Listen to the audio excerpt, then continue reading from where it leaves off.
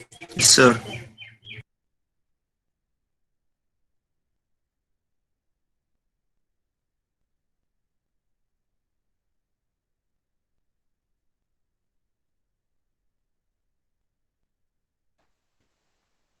Good morning, students. This is Venkatesh. In this semester, I'll be handling the software engineering for you people. So the subject will be shared between myself and Ganesh sir. First, I'll start with module 1. Later, at some point of time, Ganesh sir will also join. First, let us see. So what we are going to study in this semester. I think many of you have already studied software engineering, isn't it? Yes, sir. Yes, Yeah. sir. What you learned from it? What you have studied in software engineering? But models, waterfall models, spiral models. Yeah, process. Those are called as process models. SDLC. Yeah. So SDLC is nothing but waterfall model. Another name for SDLC is waterfall model. Earlier, that was considered as a default model, waterfall model. Right now, we have so many projects that are currently running. Among all those projects, more than 40% of the projects are based upon waterfall model. But now the trend has changed. Now many people they are going for developing the software in terms of iterations. So now they use agile methodology. Agile is one methodology where we are going to prioritize the requirements and we consider the very high priority requirements that will be implemented as version 1. After that, the second priority requirements will be implemented as version 2, like that. That means in terms of iterations, we are going to people are developing projects, software projects using agile method. So that is one thing which you are mainly concentrating in software engineering. Tell me, apart from that, software process models, what else you have learned in software engineering? So testing. Design implementation. Then Cost of the hmm? Cost estimation. See, basically, software engineering is all about learning the theories, practices, and tools required to develop software projects. Okay, and it includes a lot of phases. Can you list out the phases of software engineering, software development life cycle?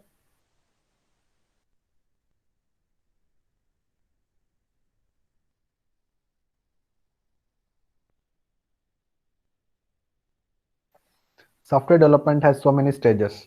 Can you tell me at least what are the stages involved in a sequence? Requirements gathering, Yeah, correct. uh, designing, Yes. coding, Mhm. testing, and maintenance. Yes, very good. That maintenance is very, very important because once you deliver the software to your client, so your job is not at over. So after that, you have to provide continuous service so that you need to maintain that software. And if they come up with few more requirements, you have to implement it. And if they ask you to remove certain features, you have to do it. That's all part of maintenance. And most of the times, the client will have to invest more on maintenance rather than initial development cost. So students, therefore, now whatever you told, starting with requirements, gathering the requirements, then to come up with system design, so then implementation, testing, then delivery, software delivery, and maintenance. So these are all the phases of software development, and entire syllabus is revolving around these things. So your software engineering syllabus is framed such that you will learn all the phases of software development lifecycle. So that is the primary goal of software engineering, is to learn about all these stages of software development. Then after that, very specifically, we are going to concentrate on certain things. So how to document, how to prepare a documentation for any given project, that also we are going to study. So there is a layout, so which you are going to study in requirements chapter. So if you follow that layout, you can document all the details of the software project. Any idea what is the need for documenting or what is the need for documentation in software engineering?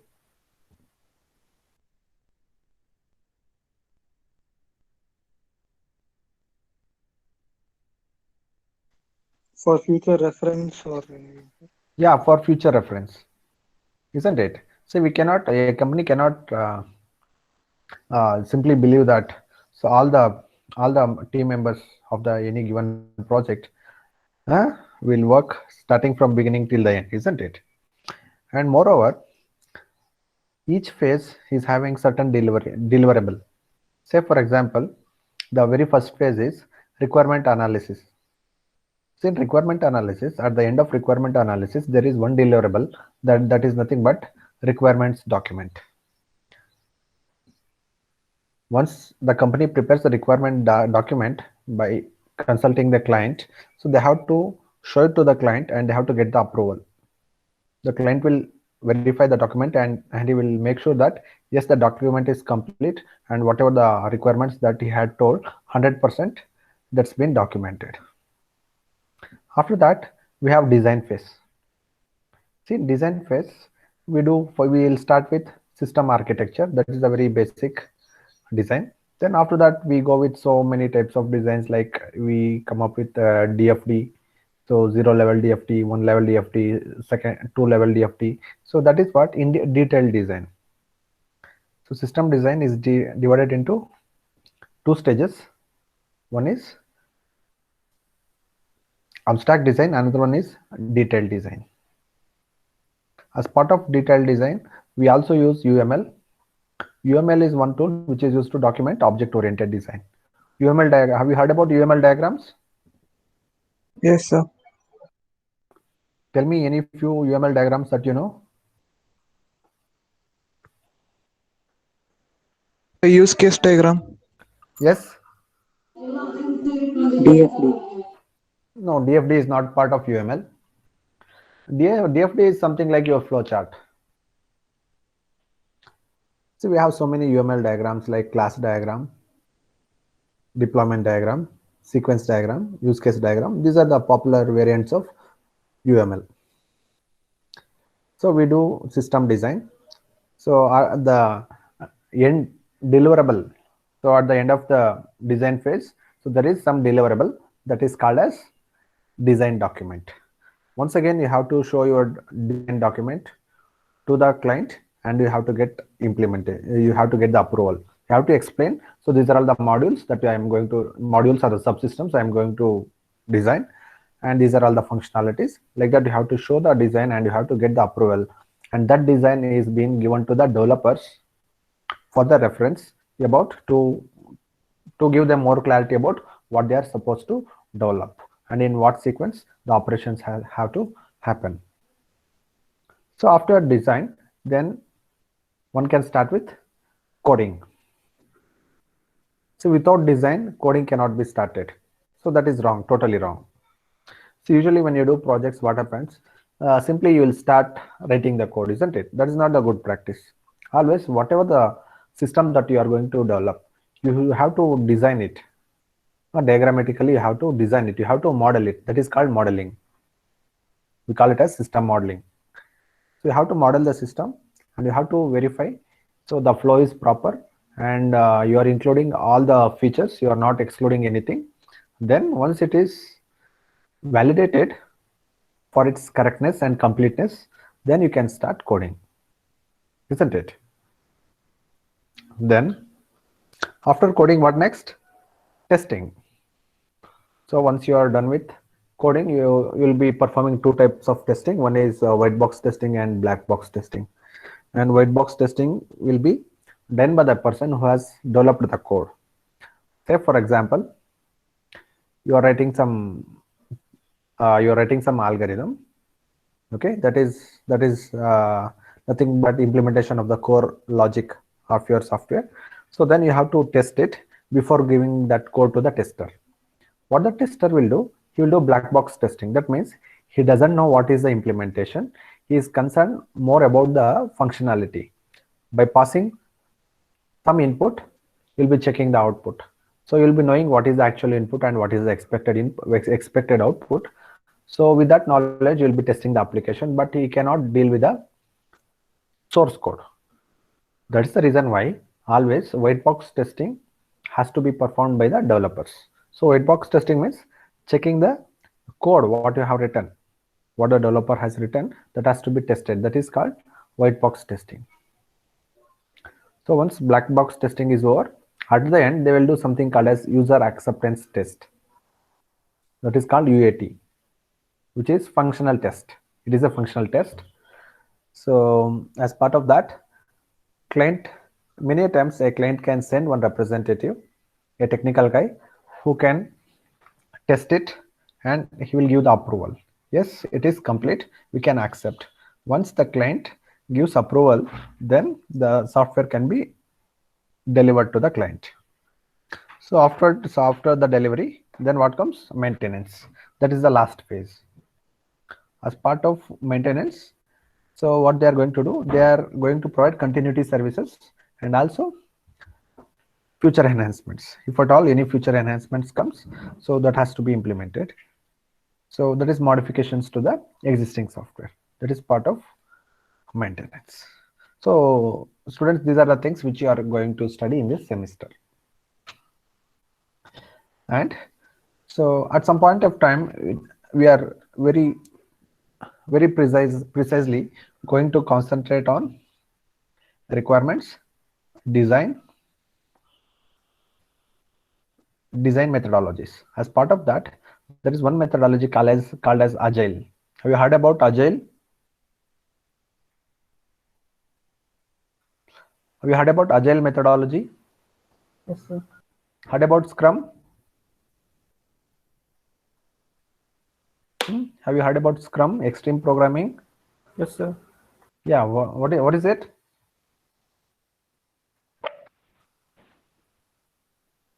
Any idea what is it? Maybe when you are interacting with your friends, they may be telling, today I have a Scrum meeting at 10 o'clock. What is that?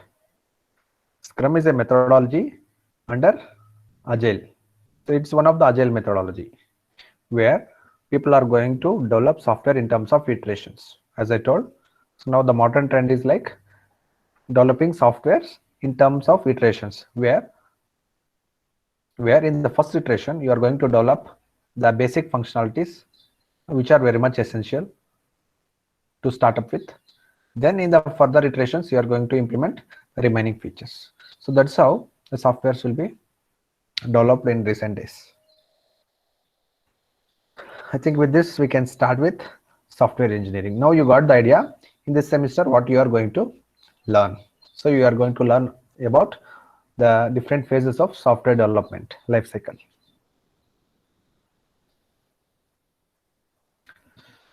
Now module 1, that's the introduction chapter.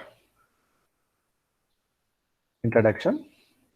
So in this chapter, what are the topics that we are going to cover? We are going to cover professional software development, what is meant by software engineering, and some basic terminologies. Then what is software engineering ethics?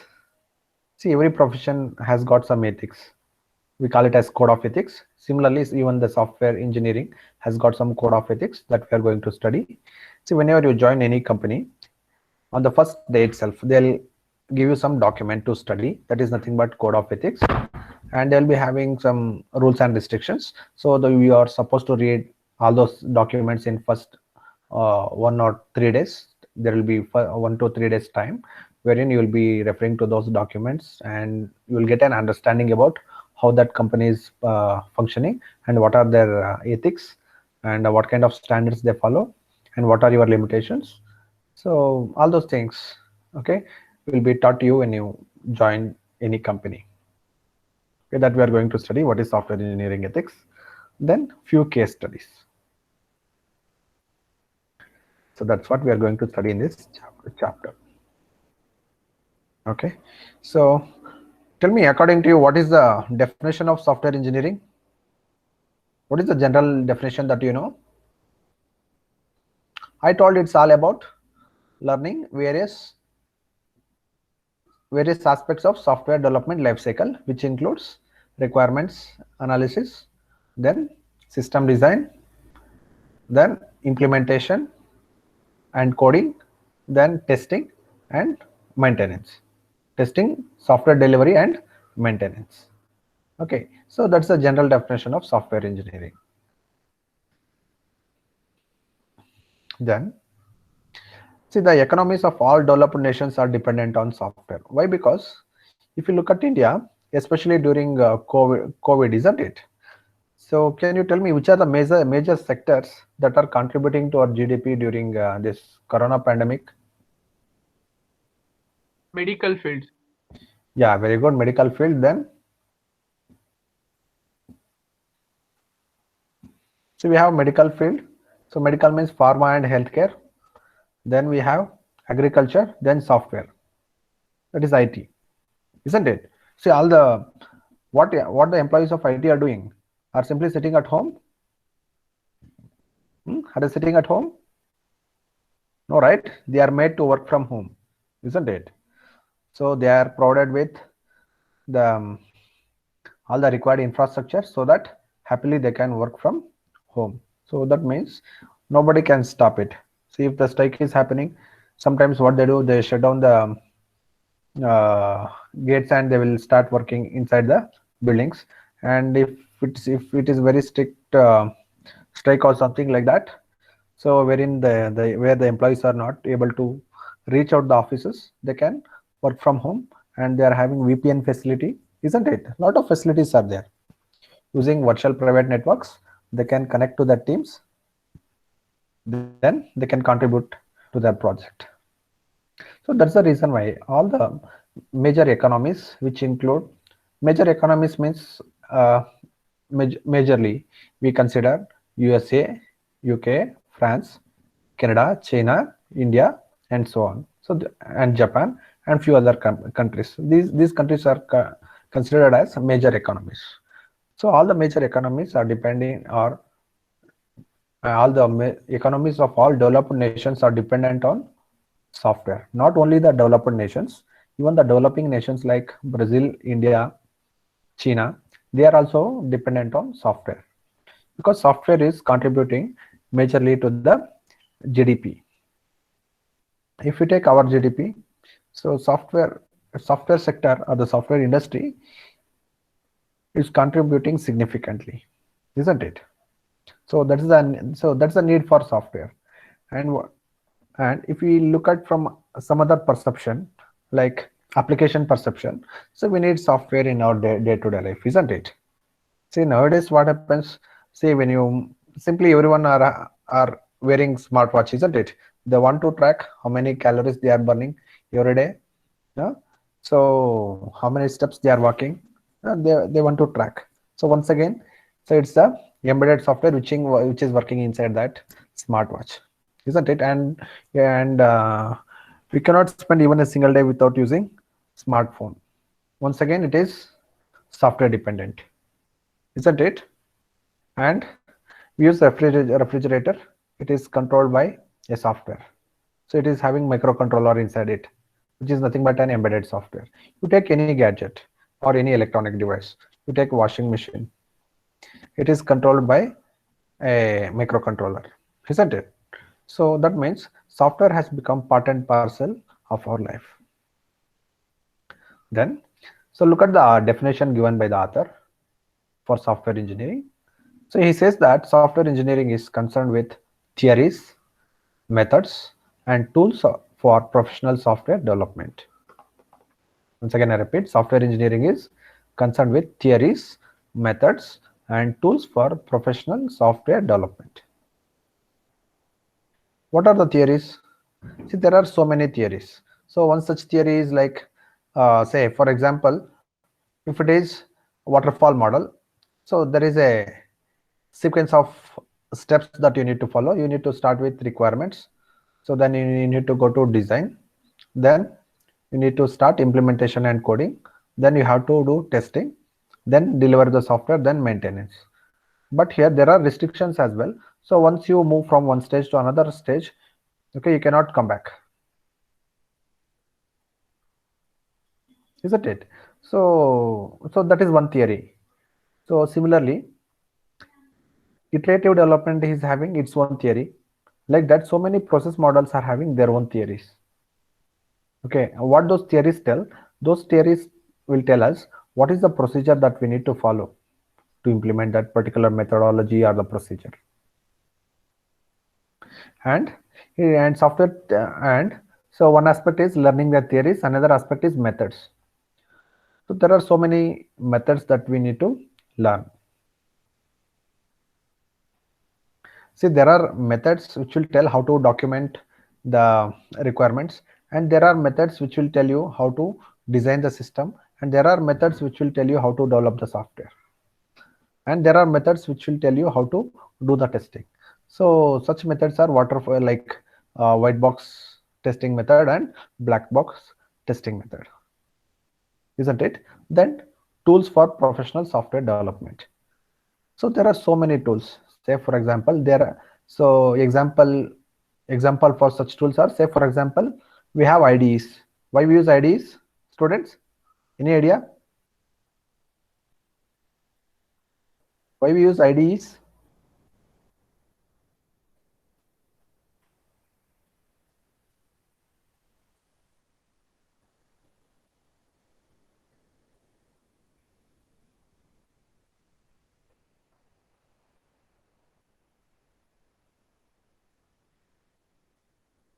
IDE, integrated development environments.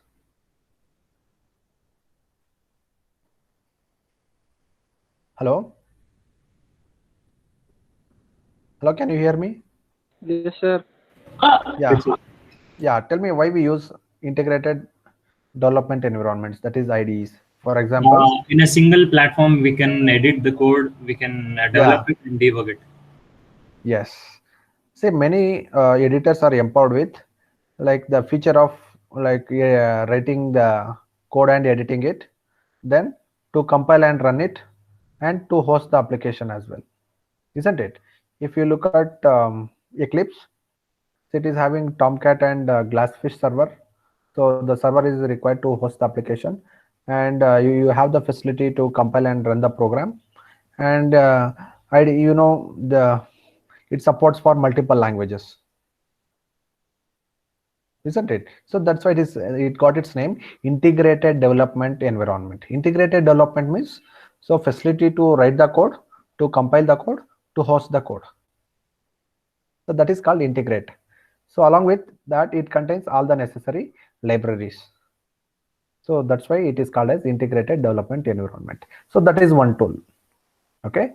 Then there is something called as project management tool. See, in company, every project team has to use that tool. The project management tool. Have you heard about Jira? Hello? No, sir. So Jira is a very, very, very popular tool which is used for project management and tracking. Say in that tool, if you open that tool, it will say, for example, you are a trainee engineer. Okay, if you open the tool, you will come to know what is the task assigned to you and what is the goal for today and what is the goal for 1 week. Like that, you will come to know. Then, say for example, let us assume yesterday you have submitted some code and some tester has tested and he has raised some bugs. That also you will come to know. Okay, that means it is required for total tracking of your project. It will tell you what is the role assigned to whom. Okay, you will come to know. Say for example, if you open the tool, you will come to know who is your team lead, who is your project lead, who is your system architect, and who is the person who has tested your code, and you will come to know the status of the bug, whether that bug is fixed or not. Say let us assume you have developed some piece of code and it is tested by someone and he has raised the bug. So what you're supposed to do, you need to open that particular piece of code and you need to fix the bug, and once again you have to send that code back to the tester to check it once again. Okay, if you have fixed that, then you have to update the status bug fixed. Okay, it contains a lot of information, and also it contains the severity of the bug. Okay, sometimes the severity of the bug is very less, sometimes it will be moderate, sometimes it will be very high. Okay, like that. So, and you can also monitor the progress of your project, the progress of overall project. So that's why it is called as project management tool. Okay, that is one tool, and there are so many software testing tools available. Can you mention any software testing tool? QTP? Bug suit. Yes, Bugsuit, QTP, that is quick test protocol, and we have Selenium framework. So for that we use IDEs like Eclipse IDE we can use. There are so many tools, isn't it? See, tools means it can be anything. Okay, what are we use so many softwares. We use some softwares to do system design, and we use softwares to develop the code, and we use softwares to create the GUI, and we use softwares to test the application, and we use softwares to deploy the application, that is application server and web server. So all those things, all these things are called as software tools. So therefore, the definition of software engineering is, here it is, you can see here, software engineering is concerned with theories, methods, and tools for professional software development. That's the meaning of software engineering. Then expenditure on software represents a significant amount in all developed countries. Expenditure on software represents a significant amount in all developed countries. Why? Because say if you go to any developed countries, most of the things are automated. When I say the things are automated, that means they are dependent on software. That's why the expenditure on software represents a significant amount in all developed countries. See, you take any sector, you take education sector, softwares are required. You take manufacturing sectors, so many things are done by robots. So that is, there is something called as robotic process automation. So all those things are dependent on software, isn't it? And you take healthcare sector. So how to operate the machines? So machines are operated by using inbuilt softwares, isn't it? So everywhere, and similarly nowadays, even if you take agriculture, so people are using drones to spray the pesticides and all, isn't it? So and the drones are operated by software. So you take any domain, there are always applications of software. That's why expenditure on software represents a significant amount in all the countries, not only in developed countries, majorly in all the countries. Then software costs. Software costs often dominate computer system costs. The cost of softwares on a PC are often greater than the hardware cost. That means, let us assume you want to build one project and you want to do it very professionally. So when I say very professionally, you are supposed to use all the softwares that are licensed softwares. Okay, and you have to use standard tools, and you know that many of the standard tools are not freely available. Very few are freely available. So most of the times you may have to pay for the software to purchase the license, and then only you have to work, isn't it? Say when I say project, there is front end, back end, database, and so many things comes into the picture, and at various levels you may have to procure various softwares. So that's why, so you may have to invest more amount on software rather than procuring hardware equipments like purchasing the computer, purchasing an external drive, okay, to maintain code backup, and so on, isn't it? So always you need to invest more on the software rather than the hardware components. Software costs more to maintain than it does to develop. That means See, the beginning only I told you. See, many times, say for example, um, let us assume you are running one e-commerce business for which you have a e-commerce portal. Okay, so initially let us assume you have given some 10 lakhs to develop the basic version of your e-commerce portal. Let us assume. So what happens in e-commerce? See, the changes are the only constant. That means once in 3 months, once in 6 months, you feel like adding more and more features and deleting some of the features which are unwanted. So that means your software has to get evolved. It has to be updated. So for that, you will be investing more than that 10 lakhs, what you have initially invested. See, initially you have invested 10 lakhs just to get the basic functionalities so that you can start running your business. After that, what you have done, once in every 3 months or once in every 6 months, you are adding new features. So for which you may have to pay a lot of money. So that becomes more than 10 lakhs. Okay, that's what the meaning. Especially for systems with a long life, maintenance costs may be several times developer costs. See, the common sense is that if you are using any software for a very long time, that means it has to evolve, and you have to do a lot of modifications for which you will be paying more money to the software, your vendor who is developing the software for you. Software engineering is concerned with cost-effective software development. So this is very, very important. See, just developing the software is not good enough. You have to develop the software in a cost-effective manner. Students, any idea how to develop cost-effective software? Can you give some ideas how to develop cost-effective software?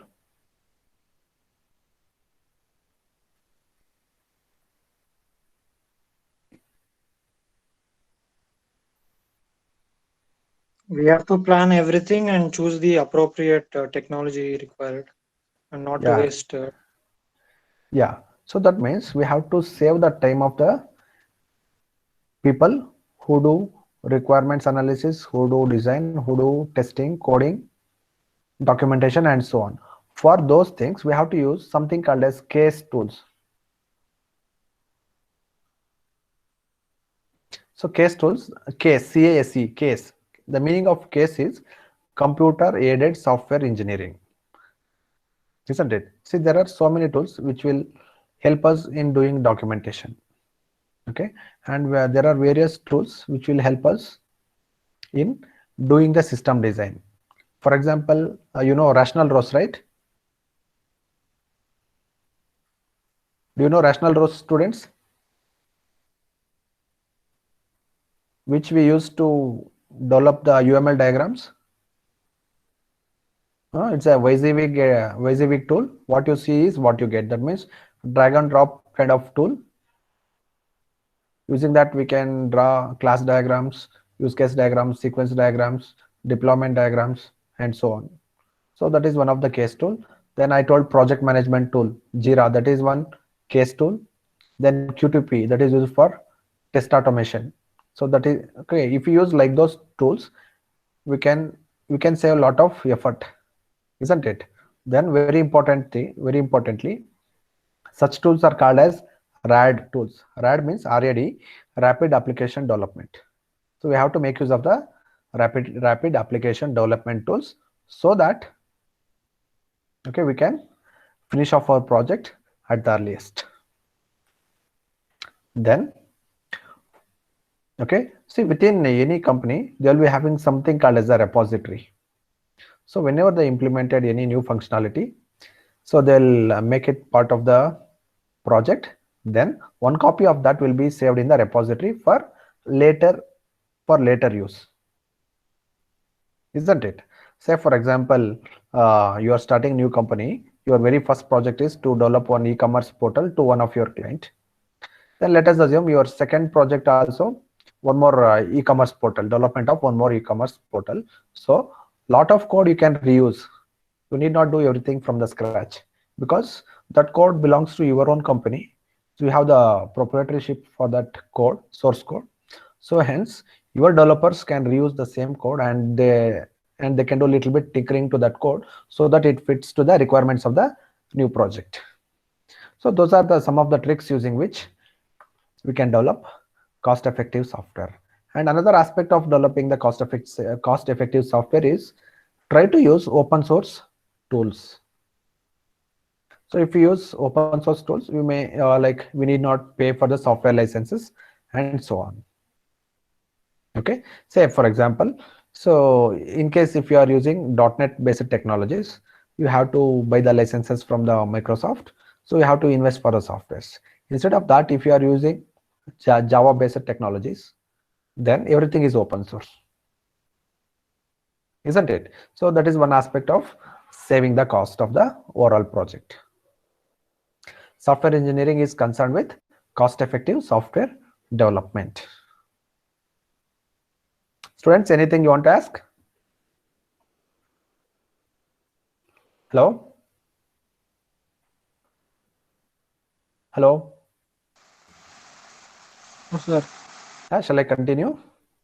Yes, sir. Yes, sir. Yes, sir.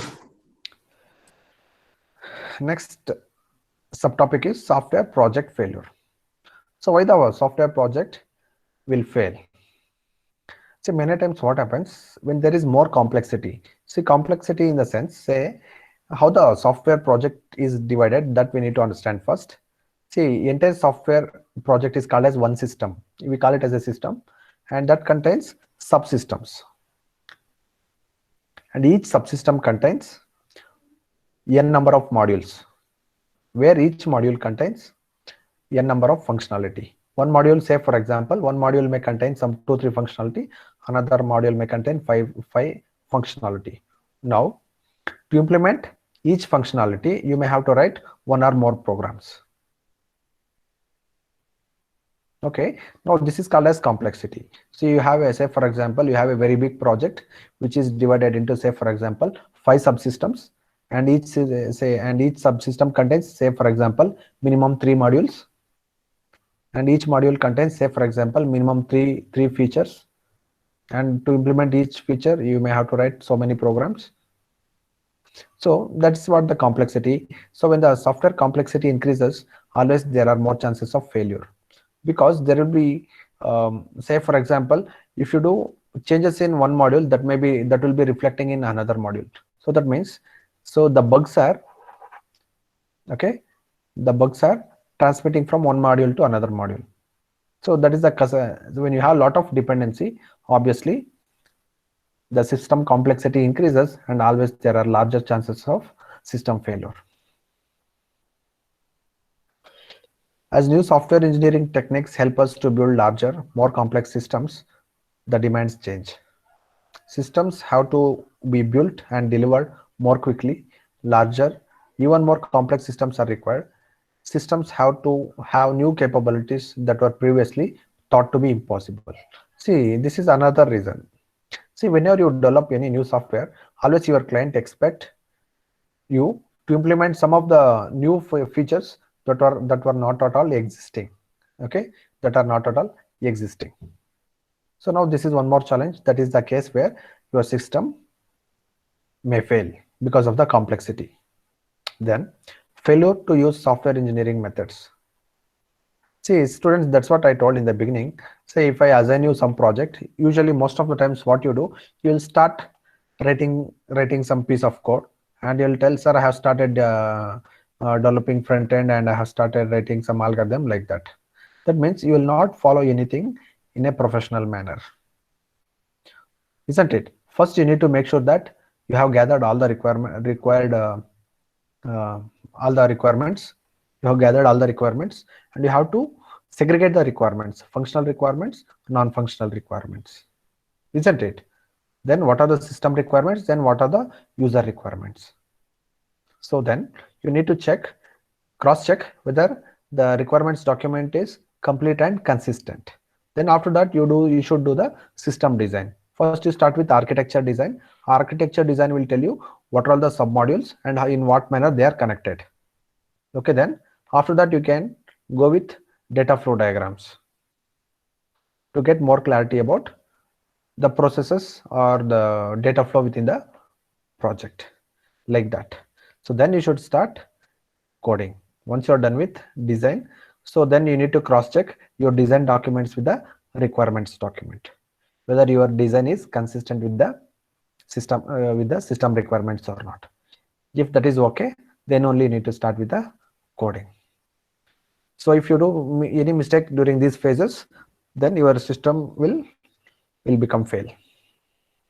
It is fairly easy to write computer programs without using software engineering methods and techniques. Many companies have drifted into software development as their products and services have evolved. They do not use software engineering methods in their everyday work.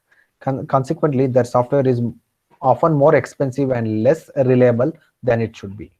So look at the last point. What happens if they do not follow software engineering practices? Consequently, their software is often more expensive. So why it is more expensive? Just because they have not used software engineering practices, and less reliable. Once again, the same reason, they have not used standard procedures, okay, suggested by software engineering. That's why it is less reliable and more costly. So that's why software engineering is concerned with developing professional software in a cost-effective manner. Okay, two things are very important: professional practices and cost-effective manner. So always you have to keep these two things in your mind whenever you develop any software for any client.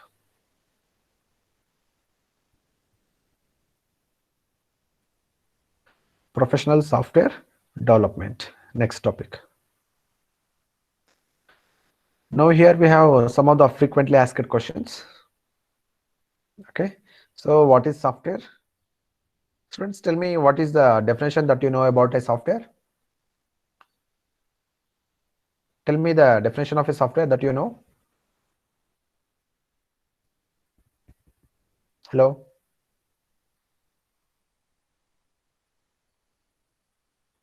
Hello, anyone? Collection of programs to do some particular task.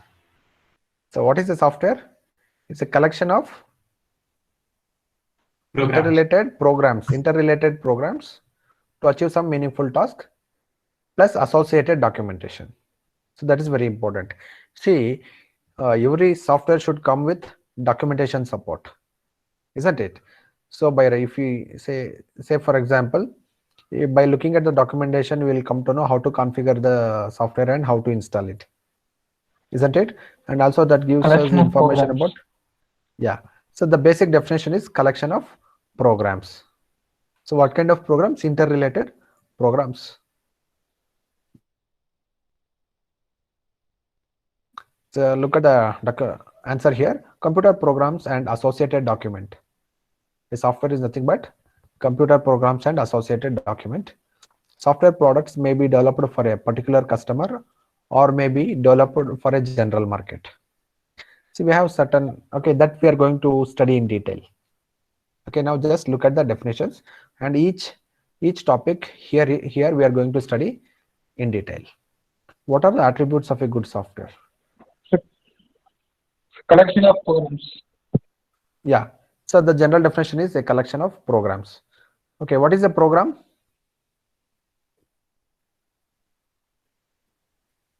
What is a software? Correct, collection of instructions. Yes, a set of instructions is called a program,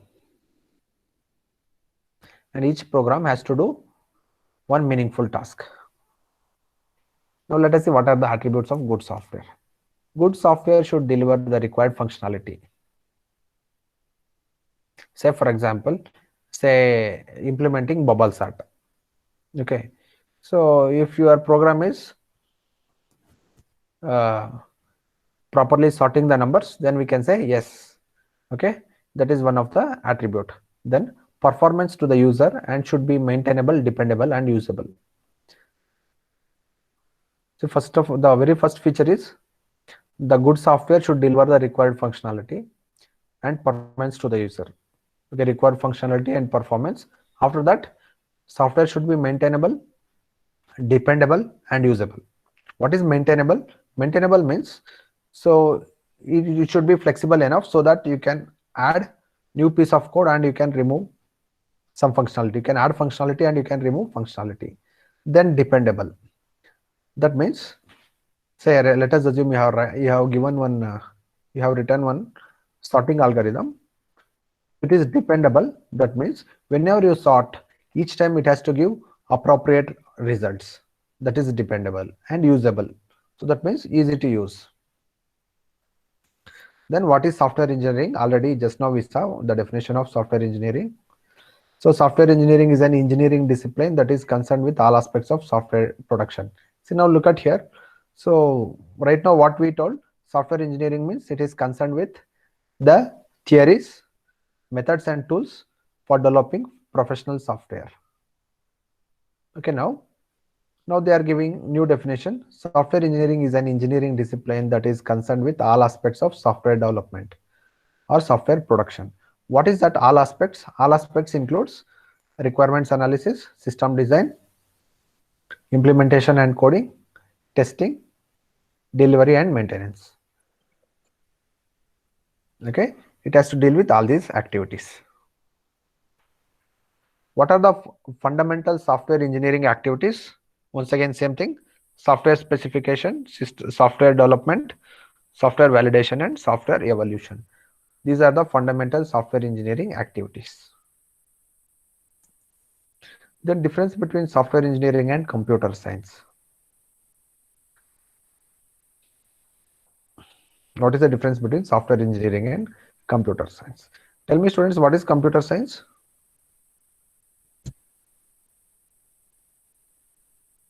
Students, tell me, what is computer science?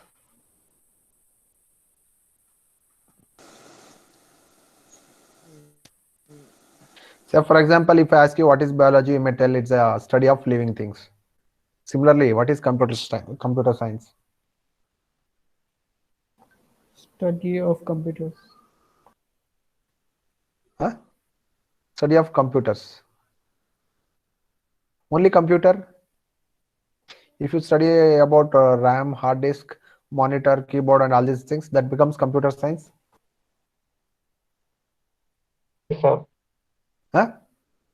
Study of whether the study of computer itself is computer science?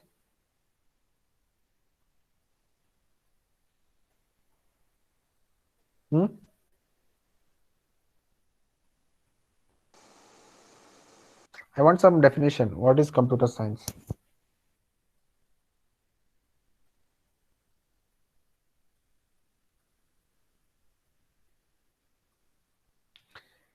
See, computer science deals with study of theory and fundamentals of computer and computer software. Okay, two things we study: computer and computer software. What is that computer software? See, that software can be any software. That can be application software, that can be system software, or any other category of software. About hardware components. Yes, hardware. See, that's what I told. Computer and computer software. Computer means hardware only. Computer means hardware. Computer software means it can be like device driver, it can be an application software like MS Word, or it can be some gaming software, or it can be a web portal, anything. So how you access web portal? By using the computer only, isn't it? See, computer science focuses on theory and fundamentals. Okay, look at here. Computer science focuses on theory and fundamentals.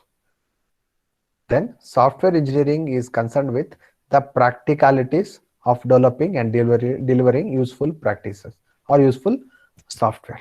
So computer science doesn't deal with practicalities. It is just focuses on theory and fundamentals. It will give you the flawed theoretical information.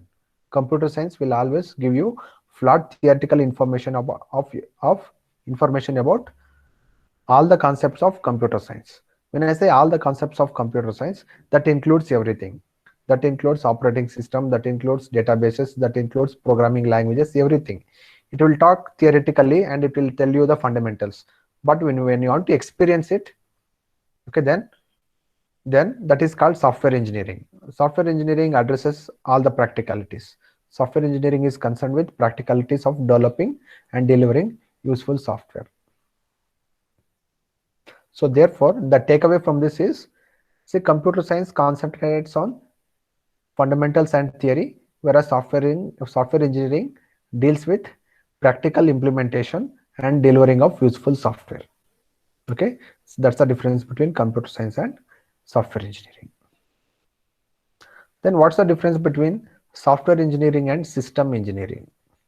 See, when I say system engineering, okay, that need not be software, that can be software also, or that can be any other engineering discipline also.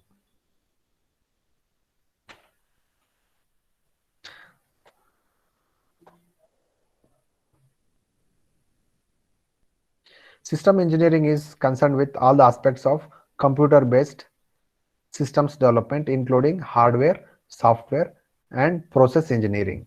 Look at the definition. System engineering is concerned with all the aspects of computer-based systems development, including hardware, software, and process engineering. Software engineering is part of this more general process. That means software engineering is just a subset of system engineering, whereas system engineering includes computer-based system development, which include hardware related development, software, and process engineering. So that we need to understand, students. So always you will get 1 or 2 questions from these things in your examination, like explain the attributes of a good software, or differentiate between system engineering and software engineering, something like that. You will get the questions.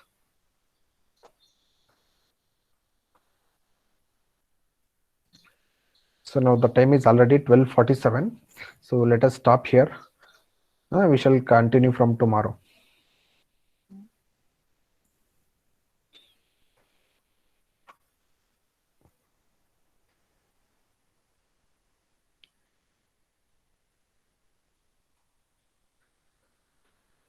For attendance,